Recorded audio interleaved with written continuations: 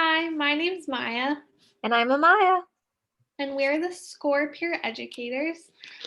This is our third workshop of our three-part series, Exploring Identity, and this workshop is Identity and Allyship.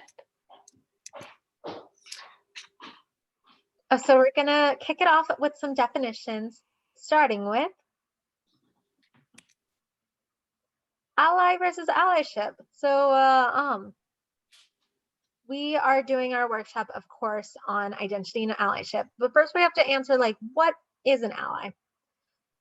Allyship is an active, consistent, and arduous practice of unlearning and reevaluating, in which a person of privilege seeks to operate in solidarity with a marginalized group of people. Allyship is not an identity. It is a lifelong process of building relationships based on trust, consistency, and accountability with marginalized individuals and/or groups of people.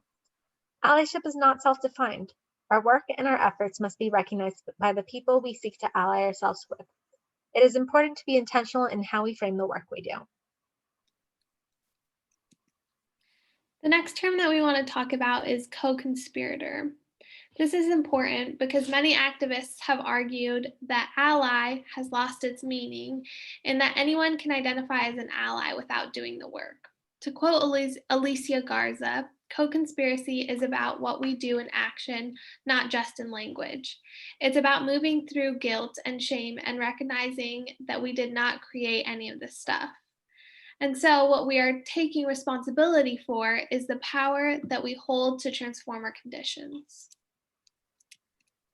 And that leads us to our last definition, which is saviorship or white savior. White saviors often have good intentions, but often cause harm. And so some of the things that you should consider in your own work to make sure that you're not falling into this trap of saviorship or being a white savior is assuming your culture knows best, trying on other people's lives temporarily, offering unhelpful, cumbersome aid, and expecting thanks in return, speaking over or speaking for people who are voiceless, quote unquote, participating in or spreading poverty porn. Now, I want to talk about balancing power and specifically the differences between equality and equity. And to talk about this, we're going to be using racial justice as an example of balancing power. So, racial justice does not equal diversity, rather, diversity equals variety. And racial justice does not equal equality because equality equals sameness. Racial justice equals equity, as equity equals fairness and justice. People get what they need. So the images on the right depict this. This image on the left-hand side is depicting equality, sameness, and the image on the right-hand side is depicting equity, where everyone is getting what they need. So now we're going to kick things off with our activity. So feel free at this time to pull out a sheet of paper or the Notes app on your phone. And we're going to be looking at this flower power sheet. And so take a moment to pause your screen and be able to write all of these down. We're going to look at what different identities are on here and write down where you experience privilege.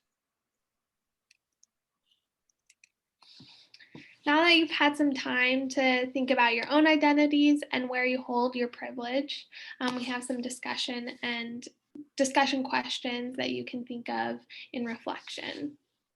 So within your own shared identity communities, what can you do to be an allyship with other communities you are not a part of? Moving forward, what are some of your goals in regards to allyship? If you're feeling unempowered at Scripps or other communities outside of Scripps, why might that be? If your peers are feeling unempowered, how can you support them? What does a balance of power look like on campus? Name one action that can be done to provide access to those at Scripps or other communities who may not have privileges such as class, white, heterosexual, able-bodied, religious, and citizenship privileges. And then we wanted to leave you with this guide to allyship to go check out. We'll also have this link available in our description, as well as links to 2 other videos that might be helpful to you. And then finally, we're going to debrief with the Ally Bill of Responsibilities. We actively acknowledge our privileges and openly discuss them. We listen more and speak less. We do our work with integrity and direct communication.